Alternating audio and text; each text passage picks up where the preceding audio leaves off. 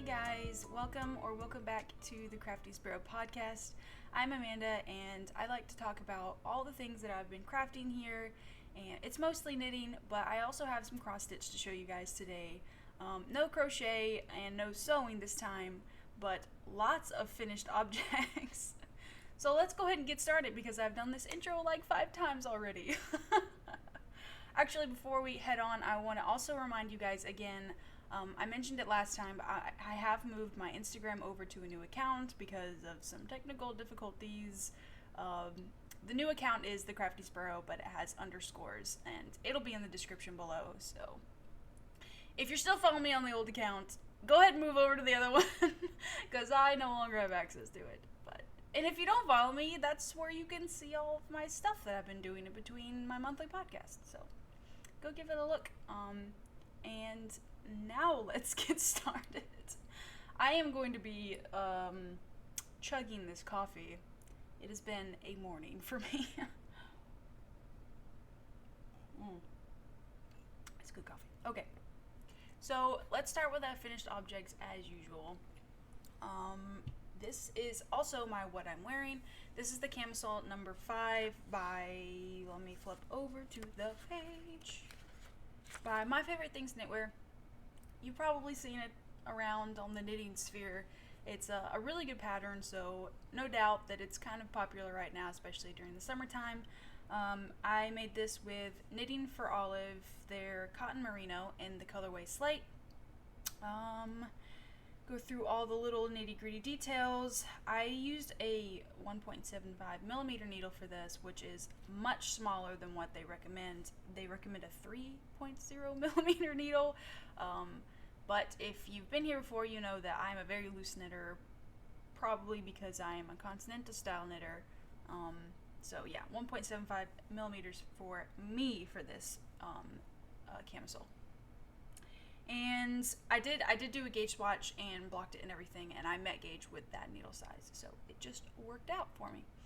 I knit a size small because I knew how stretchy it was going to be and how loose of a knitter I am. So, but I did make a modification. I think I talked about it last episode. Maybe I didn't. I don't actually know where I was on this last episode, so I'll explain it again. The only modification that I made was under the arm here. Because I chose a size down than what my bust circumference recommended, I did add 4 stitches underneath the arm here on both sides, just so that I knew I was going to be able to breathe in it. So yeah, I did that modification. Worked out perfectly, and I knit, a normal size. It's not cropped or anything. I have it tucked underneath my shorts, but it goes like, your standard shirt length. And I don't think there's any other modifications. It's just pretty much exactly what the pattern called for this, and it's wonderful. The only complaint I have, and I don't know if it's just the way that this type of garment lays, or if it was my mistake or whatever, it tends to bunch up in the back. My chair's in my way. It tends to bunch up in the back. You can see that, right? And it has nothing to do with the way I've tucked it or anything. No matter what I do, it just, scrunches up at the base. I don't know what that is. Does anybody else have that problem with camisoles or this pattern in particular? Because I would really like to know if it was me or if it's, one of those other things. Because, it doesn't really matter. It's still cute, and it doesn't matter, honestly. I just want to know. Yeah, I like it a lot. I've been wearing it with high-waisted skirts. You can wear it underneath cardigans, and I'll also say that the particular bra that I wear on a day-to-day basis is perfect for this. Because I wear a razorback bra. Sorry if you're offended by bras, then just skip ahead. But, if you wear one, you understand. Finding a top, this kind of style that doesn't show your bra straps is kind of hard. But I wear one of those razorback ones, and, the only thing you can see is right there. It fits perfectly. And it just makes me so happy, so I wanted to share with you guys. Yeah, you can't even tell that I'm wearing a bra underneath this. So, Razorback style bras with camisoles is highly recommend. Anyway, I digress. I sped through that. I guess there's not really much to say. I really like the yarn. Knitting for Olive is a wonderful brand. I made the Moonset Tee by Ozetta. I did it finished objects talk about it last episode. That was also knitted for Olive in pure silk, and I love that top. I've been wearing it so much. Yeah, and also I have an entire extra skein of this, and I'm 100% going to make a hat out of it, because that's plenty to make a hat. I don't know if I'm going to do a muscle bra hat or a just like a ribbed hat pattern, but be expecting a reoccurrence of this yarn in the future when it's colder outside and I'm tired of knitting sweaters, and so I want to knit a hat. It's usually around December time or whatever, so that is my first finished object. Oh, this next one has been a long time coming, you guys. I don't actually know how long I've been talking about this one on the podcast, but it's been at least 3. I cast it on right around Mother's Day. And Grandma, this is for my grandma. It's the Aflutter Poncho. I don't know why I'm holding you guys in suspense. This is the Aflutter Poncho. I finally finished it. Let me show you guys. It's so pretty. And it's soft, and the yarn is Knitpicks Stroll. The main color is just their fingering, like, normal color. It's in the colorway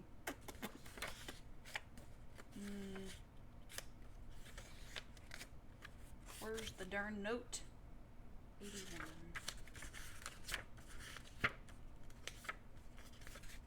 Oh. No, that's not it. One more page. Jack Rabbit Heather. That's what that color is. I have skeins right here. And the color is it's just one. It's a gradient yarn. It's their Knitpicks Stroll gradient. Right, that makes sense. It's another fingering weight. It's just that it's in a cake that is like a gradient from this dark blue to this white with this teal color in between. The colorway is Hollow Greens. And it was so nice to be able to use a gradient for this, and you can get all these different colors without having to like pick and choose which color each of the pods would be. And yeah, I like this pattern. I probably will never make one again because it took forever. And it was a lot to knit on once you got to the bottom, because this is a poncho and it's literally just basically every other row you're increasing, and there was like almost 1,000 stitches, maybe more, in the round, and it took forever to do a single row, and I was just so tired of it by the end of it. But I'm really happy I made it. I hope you like it, Grandma. I'm gonna send it off pretty soon here. I'll try it on real quick. I don't know if I can show you the whole thing because it's so big, but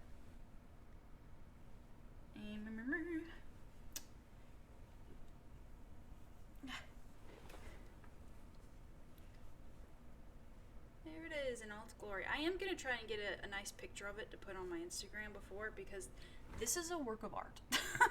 It deserves a place on my Instagram wall.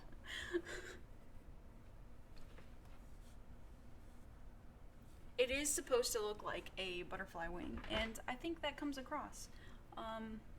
I will say the only modification that I made is I took out the last three rows of these like colorful pod things, because I was working on it and I got to like right here or something, and I was like, this is gonna be way too long. I didn't gauge watch because it's a poncho. I didn't really think it was necessary. So I was just working on it and working on it and working on it, and I can't try it on because it's so freaking big. I don't have enough cables to, make it that big and try it on and see the length. So I was just like holding it, one section of it, and like seeing how long it was. I was like, this is gonna be too freaking long if I keep going. And I mean, I was pretty much done anyway, and I don't think it makes that much of a difference to take out just like 2 or 3 of those rows. So yeah, I just stopped at like the second or third to last little detail, and then I did an I-cord bind off.